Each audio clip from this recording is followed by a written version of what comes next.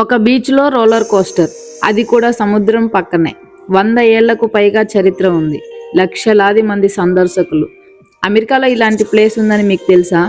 ఈరోజు మేము వెళ్తున్నది కాలిఫోర్నియాలోని అత్యంత ఫేమస్ ఉన్న beach park, Santa Cruz beach boardwalk. Welcome back to my channel. This is Deepa Cheerla. ఈ Santa Cruz beach boardwalk అనేది కాలిఫోర్నియాలోని శాంటా క్రూజ్ నగరంలో పసిఫిక్ ఓషన్ ఒడ్డున ఉన్న ఒక అద్భుతమైన అమ్యూజ్మెంట్ పార్కు. ఇది కేవలం ఒక బీచ్ మాత్రమే కాదండి.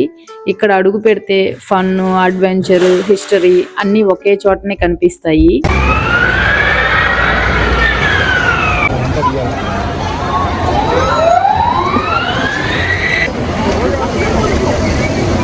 ఇంతకీ ఈ బ్రాడ్ వాక్ ప్రత్యేకత ఏంటంటే, ఇది 1907లో ప్రారంభమైంది.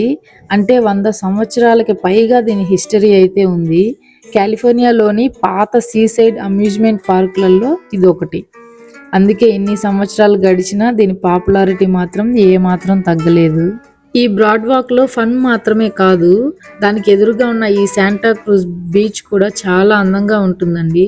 గోల్డెన్ శాండ్, చల్లని పసిఫిక్ ఓషన్ గాలి, అలల శబ్దం, ఈ వ్యూస్ని చూస్తూ గంటల తరబడైనా రిలాక్స్ అవ్వచ్చు. చాలా మంది ఇక్కడ సర్ఫింగ్ కూడా చేస్తుంటారు. ఇవే తగ్గించుకుంటే మంచిది.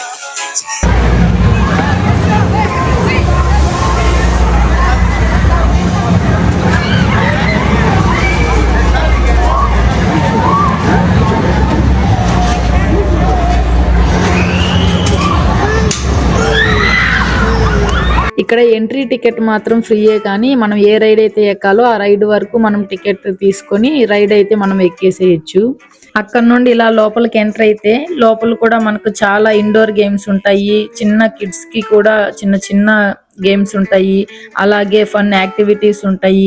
వాటన్నింటికి కూడా మనం తీసుకున్న ఆ పాస్ అయితే ఇక్కడ చూపించి ప్లే చేసుకోవచ్చు, మన టైం ఎంత ఉంటే అంత టైంలో. ఇక్కడ ఈ సెట్ నంతా పైరేట్ షిప్ ఉంటది కదా, ఆ సెట్ నైతే ఇక్కడ డెకరేట్ చేస్తున్నారు అన్ని. ఈ ఒక్క ప్లేస్ ని విజిట్ చేస్తే చాలు ఈ ప్లేస్ యొక్క హిస్టరీ, ఇక్కడ అడ్వెంచరు, బీచ్ రిలాక్సేషన్, అలాగే ఫ్యామిలీ మెమరీస్ ని కూడా అన్నిటినీ క్రియేట్ చేసుకోవచ్చు.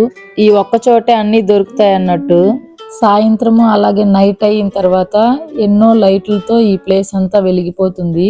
సినిమా సెట్ లో ఉన్నామా అన్న ఫీలింగ్ కూడా కలుగుతుంది. ఈ ప్లేస్ లో రైడ్స్ తర్వాత మా కిడ్స్ ఎక్కువగా ఇష్టపడింది ఈ పైరేట్ పర్సన్ ఇలా కింద నుండి పైకి వచ్చి ఇలా మాట్లాడటం అనేది. వాళ్ళు చాలా బాగా ఎంజాయ్ చేశారు. ఈ అమ్యూజ్మెంట్ పార్క్ ని చాలా దూరం ఉంటది కదా, మోస్ట్లీ అందరూ కొంతమంది నడుస్తూ తిరుగుతూ చూస్తూ ఉంటారు.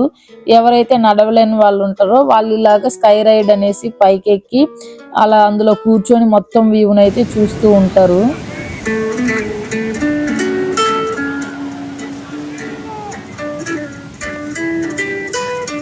ఇక రైడ్స్ అన్ని అయిపోయిన తర్వాత బీచ్ దగ్గరికి అయితే వచ్చేసాము. పిల్లలు కాసేపు వాళ్ళు తెచ్చుకున్న ఈ శాండ్ టాయ్స్ తో కొద్దిసేపు శాండ్ కాసలు అవన్నీ కట్టుకుంటామన్నారు. వాళ్ళతో పాటు మనకున్న పనులన్నీ పక్కన పెట్టి కాసేపు వాళ్ళతో ప్రశాంతంగా మనం కూడా చిన్న పిల్లలం అయిపోయి మరి ఆడుకుంటాము. కిడ్స్కి ఏమో రైడ్స్ అడ్వెంచర్స్, మనకేమో బీచ్ రిలాక్సేషన్, రెండు కలిసి మనకు ఒకే ప్లేస్లో దొరుకుతాయంటే ఇంతకంటే మనకి ఏం కావాలి. అందుకే కాలిఫోర్నియాలో ఉన్న వాళ్ళైతే శాంటా క్రూజ్ బీచ్ని విజిట్ చేయడం అయితే డెఫినెట్గా మిస్ అవ్వకూడదు. మరి మీకు అవకాశం వస్తే ఈ బ్రాడ్ వాక్లో ముందు మీరు ఏ రైడ్ ఎక్కాలనుకుంటున్నారో కామెంట్ సెక్షన్లో చెప్పండి. మన ఛానల్ని కొత్తగా చూస్తున్న వాళ్ళు ఎవరన్నా ఉంటే ప్లీజ్ సబ్స్క్రైబ్ చేసుకోండి.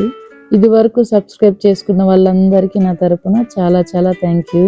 మరొక వీకెండ్ వీడియోతో మళ్ళీ కలుద్దాం. Thank you for watching. Bye.